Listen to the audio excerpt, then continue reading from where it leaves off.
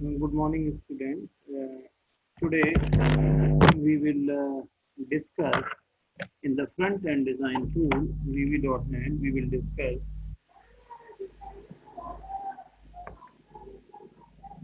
data set with OLEDB and SQLDB. OLEDB is SQL linking and embedding, and SQLDB is SQL database. So the list of topics to be covered are data set with OLEDB, data set with SQLDB, and the data binding. Let's start. So this data set with OLEDB data source. The data set contains the copy of the data we requested through the SQL statement. So copy means to say the data set actually contains the data we requested through the SQL. Suppose we are writing select star from EMP, then this from EMP, so this EMP table will extract the data, and that data set actually contains the copy of that, so that we can use this data set in combination with OLEDB data adapter class so that we can use it and then update this data into the again into the database.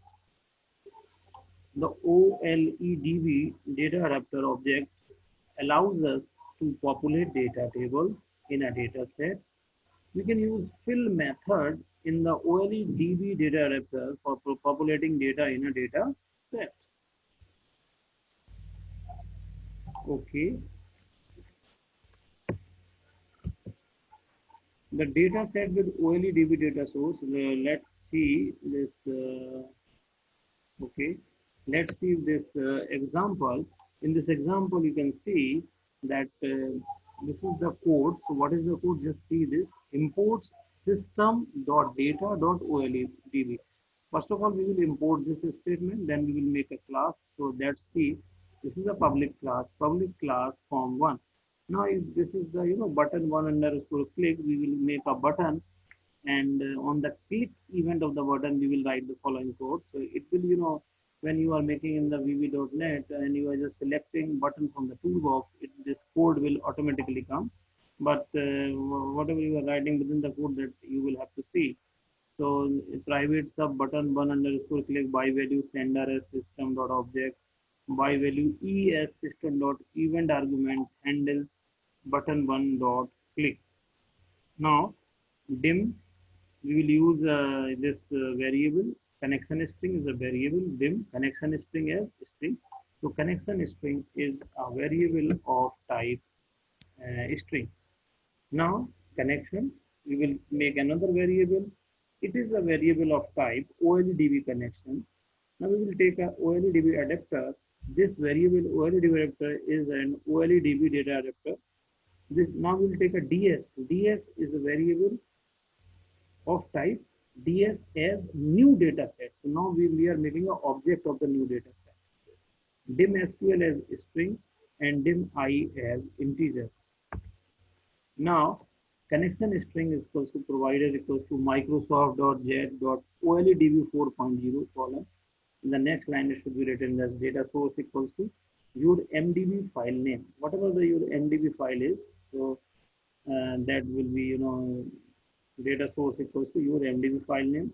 SQL is equals to your SQL statement here. Whatever the query, let's say you are writing select star from EMP, or you are writing select name from EMP where name equals to something, you anything else.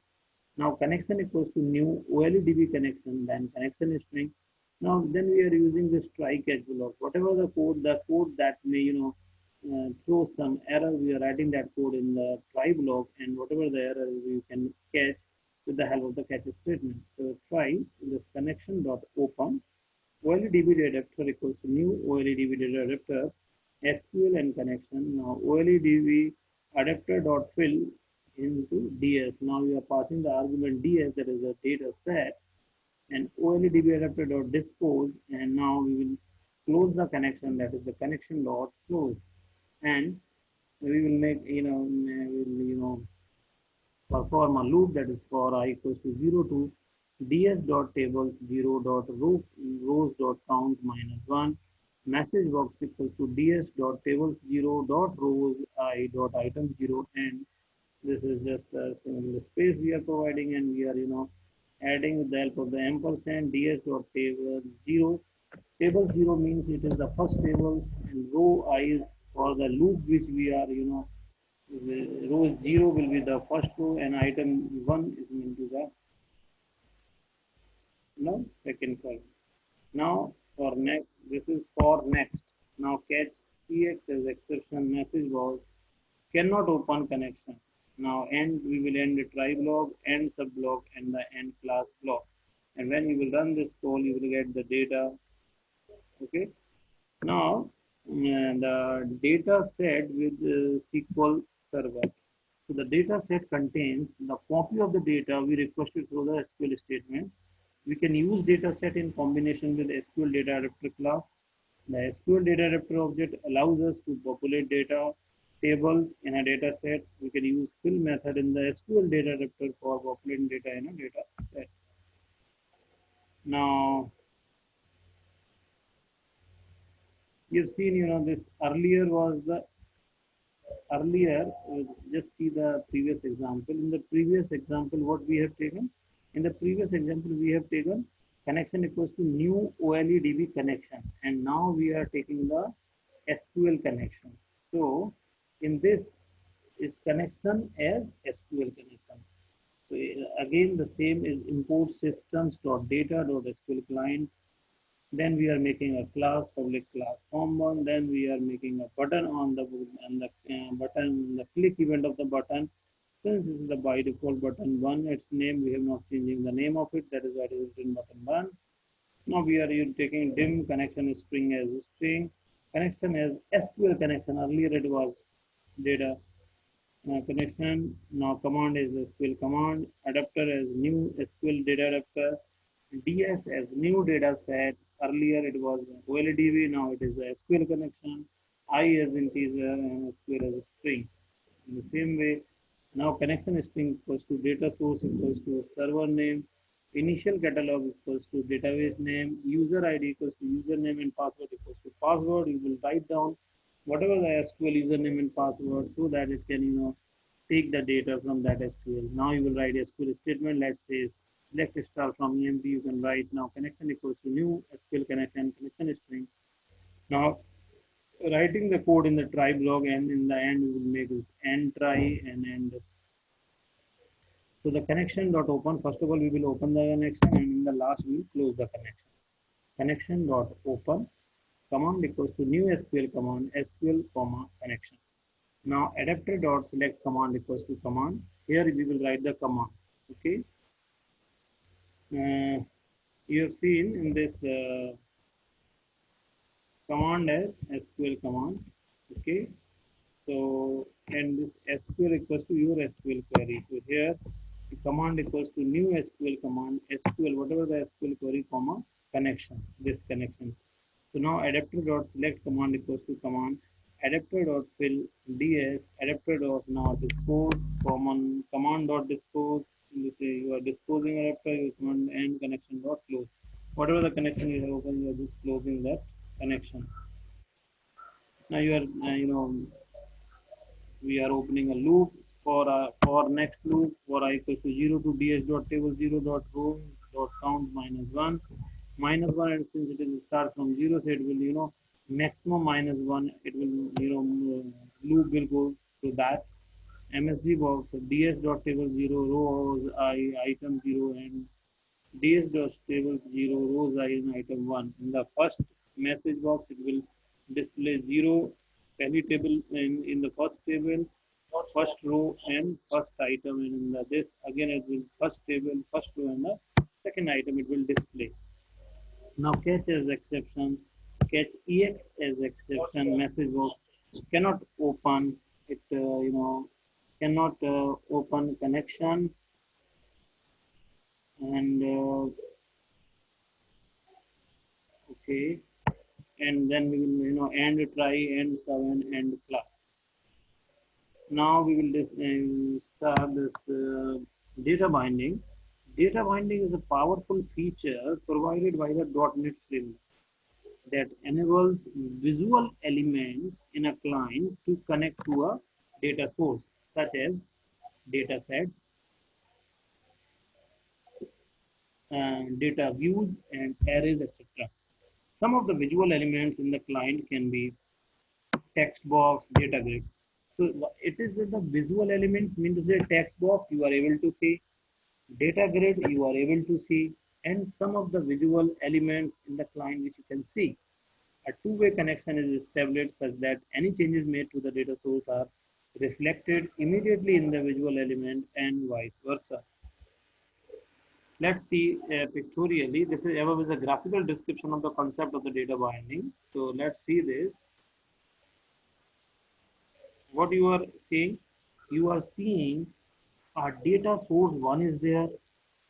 In this data source one is binding object of the data grid, and in the second one data source one we are seeing a binding of object of a text box. In the one you can say if you are binding the data with the text box, it is the simple data binding.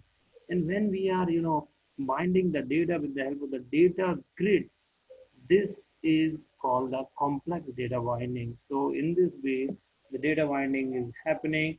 If you are binding the data with the help of the text box, it is a simple data binding. If you are binding the data grid with the help of this, then it will be a complex data binding. Data binding before .NET. So in the earlier data binding models, the data source that could be used was usually limited to a database. All DBMS systems provided their own APIs, application programming interface, to help in building GUI applications and quickly bind them to the data. Programmer did not have the flexibility to control the data binding process, with the result that most developers avoided the use of data binding. The .NET framework provides a very flexible and powerful approach to data binding and allows the programmer to have a fine control over the steps involved in the whole process. So one of the biggest improvements with .NET has been the introduction of data binding to web pages through the use of .NET server-side web controls. So with the help of the .NET server-side web control, you can easily, bind the data with the web pages. Hence, building data-driven web application has been greatly simplified. So if you wish, the data-driven web application has been greatly simplified. Now, simplex and complex data binding, we have discussed this thing that the .NET framework supports simplex and complex data binding. Simplex data binding supports a control like text boxes, which we have seen in the figure also. In the simple data binding, only one data value can be displayed by the controller at a time. In a complex data binding, which is supported by the controls like the data grid, so more than one data value of the from the data source can be displayed. Now, advantages of the data binding. So data binding in .NET can be used to write data-driven applications. Data-driven applications quickly. .NET data binding allows .NET data binding allows you to write less code with fast execution, but still get the work done in the best way. .NET automatically writes a lot of data binding code for you in the background. You can see this in the window generated code section.